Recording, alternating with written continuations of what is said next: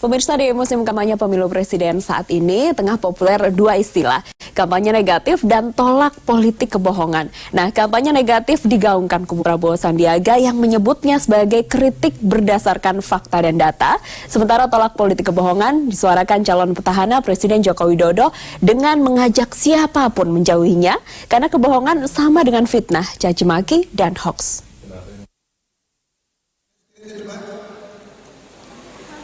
Dua istilah politik kampanye negatif dan politik kebohongan tengah populer saat ini. Kampanye negatif digaungkan PKS, salah satu parpol pendukung Prabowo Subianto dan Sandiaga Uno. PKS mempersilahkan kadernya melakukan kampanye negatif untuk memenangi pemilu presiden dan pemilu legislatif. Kampanye negatif yang dimaksud adalah mengungkapkan kelemahan lawan politik berdasarkan data dan fakta. Juga dibutuhkan adanya negatif campaign, ya sekitar 20% lah, ya saya kuantifisir.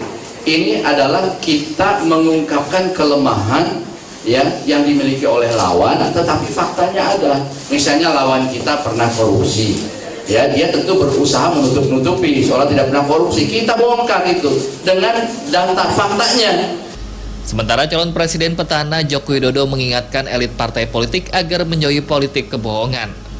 Politik kebohongan yang dimaksud Joko Widodo adalah ungkapan elit partai yang berisi fitnah, caci maki, menyebarkan informasi hoax yang hanya memperlebar jarak antara partai politik dan masyarakat.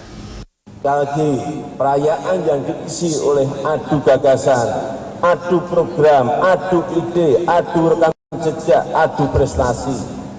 Kita harus akhiri politik kebohongan, politik yang merasa benar sendiri. Dan mari kita perkuat politik pembangunan, politik kerja, politik berkarya, pembangunan bangsa untuk menghadirkan rasa keadilan sosial bagi seluruh rakyat Indonesia, pembangunan sumber daya manusia Indonesia yang unggul, yang siap bersaing di era revolusi industri 4.0. Wakil Ketua Umum Partai Gerindra Fadlizon menuding pernyataan Presiden Joko Widodo mengenai politik kebohongan justru menyindir dirinya sendiri. Fadli menyebut janji-janji Presiden Joko Widodo yang hingga kini belum terrealisasi sebagai politik kebohongan. Dia sedang menyindir dirinya sendiri ya. Mungkin dalam rangka refleksi kali. Yang jelas kalau menurut saya yang banyak melakukan politik kebohongan itu siapa?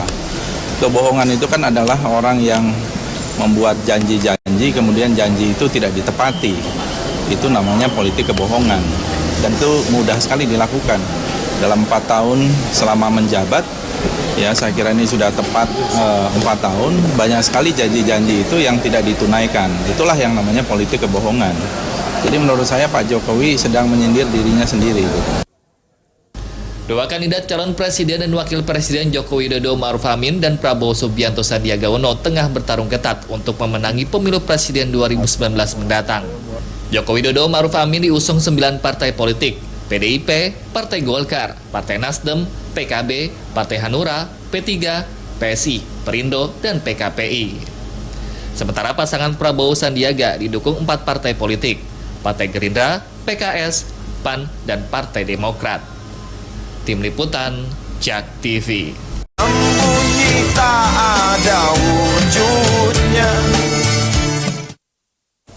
Pemirsa, tren politik seperti apa yang sedang dimainkan dalam gelaran Pilpres 2019 mendatang? Saat ini saya sudah bersama dengan Mas Jerry Sambuaga, tim kampanye nasional Jokowi Ma'ruf. Selamat malam, Mas Jerry. Selamat malam. Apa kabar? Baik, sehat-sehat selalu. Dan ada juga Mas Andi Arwijaya dari Badan Pemenangan Nasional Prabowo Sandi. Mas Andi, apa kabar? Baik, alhamdulillah. Terima kasih sudah datang. Sama-sama. Ini kalau kita lihat seperti ada perubahan tren. Lalu sebenarnya tren politik seperti apa yang dimainkan, Mas Jerry dulu? Ya baik, terima kasih Pak. Jadi kalau kami sejak awal memang konsisten ya. Artinya di TKN kita, di tim Pak Jokowi, Pak Ma'ruf Amin ya memang mengedepankan politik yang real, yang berbasis data, kenyataan, dan juga pencapaian-pencapaian ya yang selama ini sudah dicapai oleh pemerintah, keberhasilan-keberhasilan yang sudah diwujudkan, dan juga tentu dampak yang positif bagi masyarakat. Ya. Artinya memang itu semua bisa dilihat secara fakta, secara faktual ya, dan itu juga ada datanya, dan kami bisa buka dan kami bisa transparan, akuntabel, dan publik bisa menilai ya. Mulai dari contoh misalnya ya, dari kartu Indonesia Sehat, kan ada berapa, sekitar 96 juta masyarakat. Kartu Indonesia Pintar ya 19 juta tahun ini. lalu sertifikat-sertifikat yang dibagikan langsung oleh Pak Jokowi yang selama ini masyarakat tidak hanya di kota-kota besar tapi juga di desa-desa dan provinsi dan juga kabupaten kota lainnya mengalami kesulitan ya untuk mendapatkan sertifikat selama ini. Belum lagi juga program-program yang langsung menyentuh masyarakat seperti program Keluarga Harapan seperti PKH ya. Artinya apa? Inilah sebuah konkret ya, wujud konkret dari pemerintah ya, incumbent ya. Pak Jimmy juga akan dilanjutkan oleh Pak Jokowi dan juga Pak Maruf Amin ya untuk bisa memakmurkan masyarakat, mencapai masyarakat yang adil, yang juga sejahtera, dan tentunya adalah yang bisa berbasis kenyataan ya, tidak disertai dengan manipulasi, tidak disertai dengan rasa pesimisme, tidak disertai dengan hal-hal yang sifatnya menakutkan ya, mungkin yang seperti tim sebelah yang suka gaung-gaungkan kan seperti itu. Nah, artinya gini, kita ini hanya akan mengedepankan politik yang jujur, yang real, yang berbasis data, dan dampaknya langsung dirasakan oleh masyarakat. Saya pikir itu yang sebuah intellectual exercise yang baik bagi semua pihak ya, tidak hanya dalam kontestasi pilpres, tapi saya pikir ini sebuah tradisi yang memang kami bangun dari tim untuk bisa memasyarakatkan juga yang namanya politik yang sehat itu seperti apa. Politik sehat ya. Oke, Mas Andi, kalau dari kubu Anda seperti apa? Saya kira sama ya. Prioritas kami adalah melakukan kampanye positif dan kreatif. Jadi kampanye-kampanye yang didesain untuk menjelaskan kepada publik terkait dengan program maupun janji Pak Prabowo Sandi. Yang kedua, kampanye kreatif yang dilakukan beberapa anak-anak muda. Kita melakukan pendekatan di masyarakat, khususnya anak muda ya, kaum milenial, untuk menggait mereka untuk memilih Prabowo Sandi. Kayak kemarin Bang Sandi ada live Facebook kayak gitu ya untuk merangkul generasi milenial. Salah satu kampanye kreatif ya. Kemudian Bang Sandi melakukan pendekatan-pendekatan di beberapa segmen, misalnya dia mendekati komunitas pelari, berlari untuk berbagi. Tapi ada partai koalisi yang mengizinkan atau menyarankan kampanye negatif loh, ini gimana? Saya kira kedua kubu ada melakukan hal itu. Gitu ya. Jadi kampanye negatif itu sebenarnya tidak dilarang dalam undang-undang pemilu. Yang dilarang adalah black campaign, jadi kampanye hitam. Jadi kampanye negatif itu kan sebenarnya sesuai fakta yang ada, tapi dinilai persepsi masing-masing kubu negatif. Misalnya kubu Pak Jokowi menilai Pak Prabowo Subianto sudah maju kalah. Kalah 2 kali maju kalah. Contoh itu kan negatif. Tapi kan tidak dilarang. Begitu juga kami. Jadi menyampaikan fakta, misalnya ini buyback Indosat belum terpenuhi. Nah, itu kan sebenarnya fakta, tapi negatif. Dan itu tidak dilarang asalkan sesuai fakta. Tapi kalau kampanye hitam, nah itu yang nggak boleh ya. Itu pelanggaran dalam pemilu. Jadi saya kira publik berhak untuk menilai, berhak untuk menyerap ya informasi-informasi yang benar, baik itu positif maupun negatif gitu. Tapi harapan kami memang ya positif, itulah yang kita kedepankan. Jadi misalnya masing-masing kubu mengkampanyekan program dan janjinya, ataupun kalau Pak Jokowi mengkampanyekan program yang sudah tercapai atau janji yang sudah tercapai. Nah, itu sesuatu hal yang wajar dan menjadi prioritas mestinya. Mas Jerry, ini apa ya? Kampanye negatif diperbolehkan, tapi kalau dari TKN masih konsisten untuk tidak menggunakan kampanye negatif atau diam-diam akan menggunakan kampanye negatif juga? Ya, kalau kami pikir, kami konsisten dari awal ya, bahwa apa yang menjadi fokus kami di tim kampanye kami tentu adalah memaparkan ya, keberhasilan kerja nyata yang konkret yang sudah langsung dirasakan dampaknya oleh masyarakat. Saya pikir ini yang paling signifikan ya. Karena kenapa? Karena kita tidak hanya menjual program, kita tidak hanya menjual janji-janji, tapi juga sudah realisasi apa yang sudah dibuktikan oleh Pak Jokowi, oleh pemerintahan Pak Jokowi, dan itu akan dilanjutkan mudah-mudahan di periode kedua nanti ya. Saya pikir ini merupakan sebuah fakta real yang memang harus kita sampaikan kepada masyarakat. Jadi kita fokus kepada itu, apa yang sudah kita capai, dan mudah-mudahan kedepannya juga dapat kita lanjutkan. Yang memang belum terrealisasi, ya kita akan realisasi. Untuk karena itu perlu periode kedua untuk bisa menyelesaikan semua hal yang belum selesai. Tetapi dari keberhasilan apapun yang sudah dirasakan oleh masyarakat, saya pikir ini signifikan, dan saya pikir inilah pentingnya data ya. Seperti tadi saya bilang kan, ya jangan kan ngomongin infrastruktur, ngomongin yang hal-hal yang lain, saya pikir itu tidak akan ada habisnya, tidak akan cukup waktunya kalau kita berbicara soal keberhasilan. Tapi kalau kita bisa lihat data by data, saya pikir itu cukup merefleksikan ya kepuasan masyarakat. Apalagi kalau kita lihat dari survei ya, survei yang memang berapa kali dilakukan oleh beberapa lembaga survei kredibel dan independen, tingkat kepuasan kepada Pak Jokowi itu di atas 60%. Dan bahkan ada ekspektasi kepada beliau untuk melanjutkan di periode kedua. Tapi strategi untuk meng-counter isu-isu negatif apakah juga sudah dipersiapkan seandainya ada isu-isu negatif yang mungkin menyerang? Ini yang juga ingin saya luruskan ya. Artinya ya kami melihat seberapa serangan yang mungkin ditujukan oleh pihak oposisi kepada kami itu seperti apa? Apakah itu black campaign ya? Apakah itu serangan-serangan yang memang rasional ya? Karena memang selama ini ya mohon maaf kami lihat yang berkembang di lapangan kan sepertinya mengarah kepada sesuatu yang datanya juga diragukan ke validitasnya. Karena begitu. Dan kedua apalagi ada beberapa kasus-kasus misalnya ya yang memang melanda pihak oposisi yang mungkin beberapa minggu yang lalu sempat menjadi kontroversi kan mengenai kasus kebohongan, kasus hoax, dan itu juga sudah diakui oleh beberapa pihak dalamnya. Nah, saya pikir ini yang mungkin menjadi rekam jejak juga kepada kami bahwa ya memang kalau kami fokus kepada keberhasilan, pencapaian, dan juga efek langsung yang positif yang dirasakan oleh masyarakat. Oke, Mas Andi, kalau petahana kan karena sudah pernah bekerja, masyarakat bisa melihat buktinya. Nah, sebagai oposisi, penantang, seperti apa strategi kampanyenya untuk merebut hati para pemilih, swing voter mungkin, ini untuk memilih tidak sekedar dengan ide-ide atau janji-janji saja, tapi realisasinya nanti seperti apa sih biar masyarakat bisa punya gambaran? Saya kira banyak ya. Kita berangkat dari pada awalnya Pak Prabowo Sandi sudah punya program ya. Beberapa di antaranya yang paling mendasar yang saat ini dibutuhkan rakyat adalah lapangan pekerjaan dan tingginya harga kebutuhan pokok. Nah, itu yang terus kami kampanyekan ke bawah. Nah, tentunya kita juga melihat di periode Pak Jokowi ini seperti apa. Dulu janjinya pertumbuhan ekonomi 8%, gitu. Sekarang baru 5,01%. Nah, jadi itu yang menjadi bahan kampanye kami ke masyarakat, ke pemilih di bawah untuk melihat program kami. Jadi kami membawa program itu, jadi membuka lapangan pekerjaan seluas-luasnya, kemudian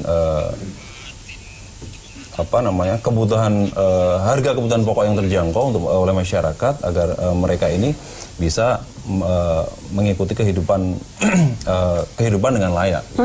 Saya kira itu yang diantaranya yang kami lakukan ke depan. Tapi itu sempat agak ramai dan viral juga ketika chicken rice di Singapura katanya 35.000, di Jakarta 50.000, lalu 100.000, belanja dapat apa? Nah, untuk apa ya, mengantisipasi yang seperti itu, masyarakat menganggap kan banyak tuh spekulasi di media sosial. Bohong tuh, biar tidak mengarah ke dituduh bohong dan menyebarkan berita hoax, mengcounternya seperti apa? Begini, itu konteksnya kan di Singapura itu kan tidak ada peternakan, ya, pertanian juga tidak ada, mereka nggak nanam sendiri, semuanya bahan bakunya diimpor gitu. Tapi dibanding di sini, kok ternyata mahal di sini gitu. Jadi kan logis gitu. Jadi kita makan di sana kok ternyata itu kan terkait dengan struktur cost ya. Jadi itu yang menjadi perhatian saat itu, isu itu yang dihembuskan oleh Bang Sandi. Padahal kalau kata netizen nasi ayam di Jakarta 18.000 banyak. Ini kan apa ya? Mungkin di tataran atas. Nah, mungkin saya tanggapi sedikit boleh. Nah, ini menarik tadi. Itu baru dibicarakan oleh Mbak juga dengan Mas Sandi tadi mengenai harga chicken rice ya. Tadi betul Mbak sendiri sampaikan, bahkan di sini ada yang 18.000, bahkan mungkin di bawah itu. Nah, saya pikir apakah narasi-narasi yang dibangun oleh tim oposisi ini sengaja mendiskreditkan atau mungkin menciptakan, mengemas, mengframing sebuah opini yang memang belum tentu benar kevalidannya. Begitu. Artinya sesuatu yang mesti dicek kepada lapangan langsung dan juga dicek validitasnya. Ya kan, kalau memang hanya membuat narasi yang sifatnya itu belum pasti betul ya, dan itu mempersepsikan seolah-olah itu betul, saya pikir itu akan bisa berkembang yang menjadi hoax atau berita-berita yang bisa bisa menimbulkan hal-hal yang sifatnya itu merugikan banyak pihak. Ya, apalagi menyesatkan masyarakat. Nah, itulah yang kita akan mencoba di tim kampanye kami di TKN ini adalah bagaimana kita memberikan sebuah pencapaian saja. Kita fokus pencapaian kita seperti ini, apa yang sudah kita kerjakan, apa yang akan kita lanjutkan, dan masyarakat bisa menilai secara umum, secara luas apa saja. Misalnya contoh tadi dibilang ya, dari mulai program-program yang bersifat langsung ya, infrastruktur itu dibangun oleh Pak Jokowi. Tidak hanya di Indonesia bagian barat, tapi khusus fokus di Indonesia bagian timur yang selama ini itu tidak tersentuh. Kebetulan saya dari Sulawesi Utara, Mbak. Saya melihat secara langsung, saya merasakan langsung bagaimana itu pembangunan infrastruktur dari jalan, jembatan, dan segala macamnya. Itu memudahkan masyarakat untuk untuk berdagang, untuk melangsungkan kehidupannya, untuk pergi dari titik A ke titik B. Karena itu kan semuanya membentuk sebuah kehidupan masyarakat yang ujung-ujungnya adalah peningkatan ekonomi. Lalu kedua, kalau misalnya soal program-program tadi yang saya sebutkan, misalnya dari Kartu Indonesia Pintar, Kartu Indonesia Sehat, 96 juta. Itu rakyat sudah tercover oleh Kartu Indonesia Sehat. Saya pikir itulah bentuk realisasi dari pemerintah Jokowi, dan untuk itu kita perlu melanjutkan. Jangan sampai ini hilang nanti tiba-tiba kalau misalnya ada penantang lain yang menjadi pemenang kan begitu. Itu adalah keberhasilan yang memang sudah nyata. Nah, kita ingin lanjutkan, kita pertahankan, dan kita ingin bersama-sama dengan masyarakat ya melanjutkan sebuah hak keberhasilan yang saya pikir sangat positif, dan masyarakat juga tidak bisa dibohongi apalagi dari persepsi survei yang memang tinggi. Begitu. Ngomong-ngomong survei ini, Bang Sandi baru menanggapi survei yang dibilang oposisi akan kalah karena kurang 3M money, media, dan motivasi. Tapi ini kan ditanggapi positif ya, kalau money, media, mungkin dari kubu petahana lebih banyak nih orang-orang media yang membackup, terus money juga banyak. Nah, apakah ini juga menjadi semangat motivasinya berkurang atau malah lebih terpacu dari kubu oposisi? Pertama, survei itu kadang tidak terbuka ya. Jadi dananya dari mana? Tidak jujur mengatakan dari mana. Yang kedua, beberapa kali survei banyak yang terbukti. Dulu Februari 2017 itu LSI juga mengatakan survei Anies Sandi kalah di putaran pertama. Nyatanya enggak. Itu Februari menjelang pemilihan.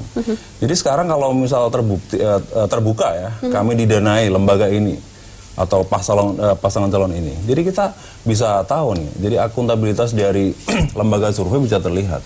Jadi kalau mengatakan kurang 3M, itu kan persepsi menurut saya. Jadi artinya nggak baper ya sama hasil-hasil survei. Kita lihat 17 April aja nanti seperti apa. Tapi kalau narasi-narasi jeleneh yang kebanyakan dilontarkan Bang Sandi, apa itu juga salah satu strategi kreatif ya, seperti tempe ATM, setipis ATM, tempe segede pet, kayak gitu. Ya itu gini, itu kan dinamika di pasar, dan itu dimulai dari tapi istilahnya populer loh. Oh iya. Itu sengaja diciptakan.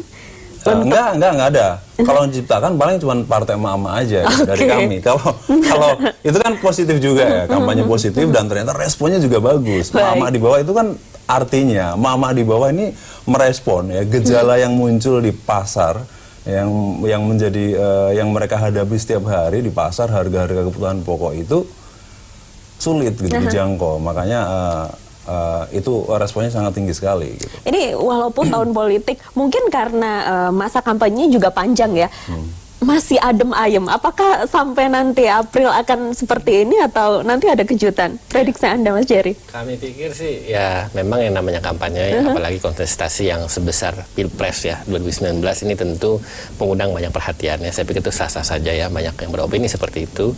Dan saya lihat memang kalau pergerakan ya baik dari tim kami maupun tim oposisi, saya pikir memang sudah mulai, apalagi kan kampanye kan baru sebenarnya dimulai kan September kemarin ya. Jadi ini kan bulan Oktober ya, artinya baru kurang lebih 1 bulan. Nah, saya pikir mungkin bisa dibilang warming up ya, tetapi saya pikir intinya yang lebih penting adalah bagaimana kami ingin meng-create ya sebuah kampanye, dan juga ingin mensosialisasi sebuah kampanye sebagai pendidikan politik yang memang mencerahkan masyarakat, yang memang membuat masyarakat bisa melihat pencapaian kinerja incumbent, dan juga bisa masyarakat terkena dampaknya secara positif ya, mulai dari program-program yang unggulan, program-program yang di tingkat kabupaten, provinsi, dan juga tingkat kota, sampai juga tingkat nasional yang selama ini juga selalu digembar-gemburkan oleh Pak Jokowi, mulai dari Kartu Indonesia Pintar, Kartu Indonesia Sehat, sertifikat yang selama ini puluhan tahun loh Pak, masyarakat itu kesulitan untuk mendapatkan sertifikat.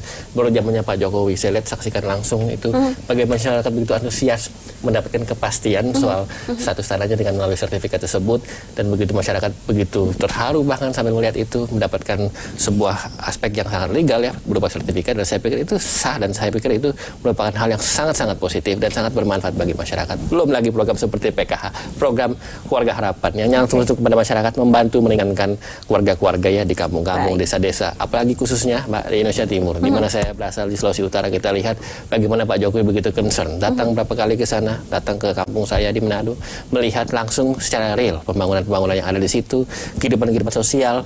Saya pikir ini ya yang menjadi satu catatan penting bagi kami, bahwa kami fokus kepada keberhasilan, kepada fakta yang tidak berdasarkan pesimisme, justru kita membangun optimisme. Karena pemimpin yang baik adalah pemimpin yang bisa memberikan rasa keyakinan. Bagaimana dia mau dipilih kalau dia tidak yakin. Jangan sampai pesimis, menyebarkan ketakutan. Saya pikir itu yang harus kita hindari. Oke, terima kasih Bang Jerry. Terakhir Mas Andi, ini mungkin himbauan atau ajakan masyarakat untuk terus membuat iklim politik yang bagus di Indonesia sampai nanti April. Ya, tentunya kami juga seperti itu ya.